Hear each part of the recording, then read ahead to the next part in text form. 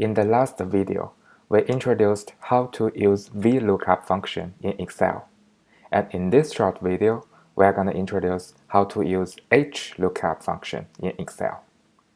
So HLOOKUP stands for horizontal lookup. It is a function that makes Excel search for a certain value in a row to return a value from a different row in the same column. And the format of HLOOKUP is very similar to VLOOKUP. Still, there are 4 inputs: what we want to look up, where we want to look for it, and the third one is the row number in that range selected, containing the value to return.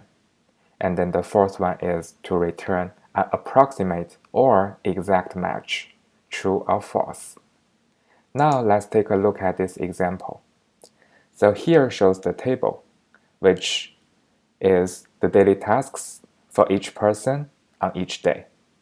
And now we would like to know who will prepare coffee, let's say on Thursday.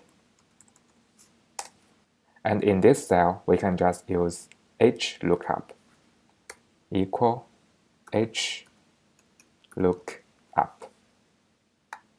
The first one is the lookup value, and here it is one of the tasks in this row, which is coffee. And then the second one is the table array. So we are going to select this whole range. Remember the first row, which should be the row showing the tasks, comma, row index number, because we are looking for Thursday. And from the table, we know Thursday is on the 1st, 2nd, 3rd, 4th, 5th. It's on the 5th row, so we're going to tap 5. And then the last one, 2 options. We're going to use the exact match because we manually input coffee, same as the one in this table. So exact match, hit enter, and we know it is max. Now we can go back to the table to double check. So Thursday, coffee, max.